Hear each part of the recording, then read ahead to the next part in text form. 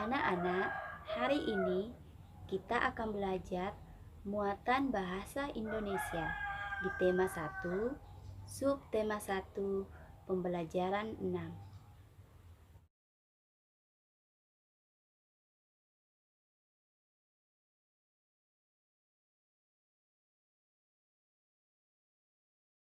Apakah kalian masih ingat dengan teks yang berjudul Suku Minang? Pada pembelajaran ini, kita akan kembali menemukan gagasan pokok dan gagasan pendukung pada teks yang berjudul Suku Minang di halaman 58. Gagasan utama atau ide pokok atau pokok pikiran adalah inti pembahasan dalam sebuah paragraf. Sedangkan gagasan pendukung merupakan uraian atau tambahan informasi yang bersifat menerangkan maksud dari gagasan pokok.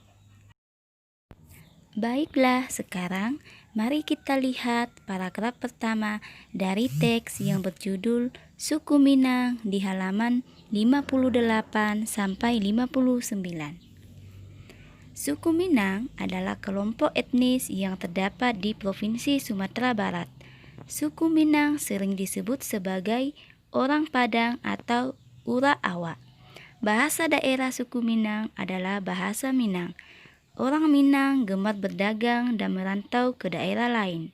Legenda suku Minang yang sangat terkenal adalah Maling Kundang. Paragraf 1, gagasan pokoknya adalah suku Minang terdapat di Provinsi Sumatera Barat. Sedangkan gagasan pendukungnya adalah 1. Suku Minang sering disebut sebagai orang Padang atau orang Awak. Yang kedua, bahasa daerah suku Minang adalah bahasa Minang. Yang ketiga, orang Minang gemar berdagang dan merantau ke daerah lain.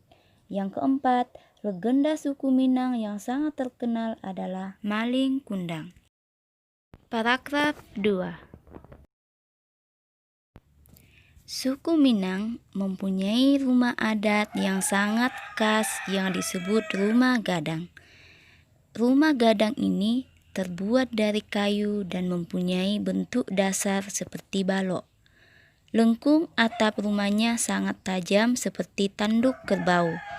Sedangkan lengkung badan rumah lantai seperti badan kapal. Atap rumah terbuat dari ijuk.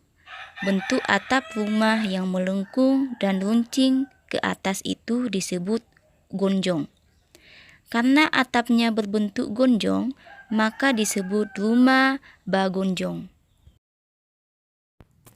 Paragraf kedua, gagasan pokoknya adalah suku Minang mempunyai rumah adat yang sangat khas yang disebut rumah gadang.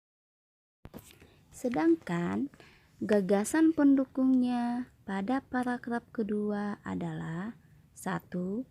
Rumah gadang ini terbuat dari kayu yang mempunyai bentuk dasar seperti balok. 2. Lengkung atap rumahnya sangat tajam seperti tanduk kerbau. Sedangkan lengkung badan rumah landai seperti badan kapal.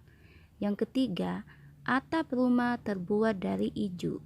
Yang keempat, bentuk atap rumah yang melengkung dan runcing ke atas itu disebut gonjong. Yang kelima, karena atapnya berbentuk gonjong, maka disebut rumah bagonjong. Sekarang, tugas anak-anak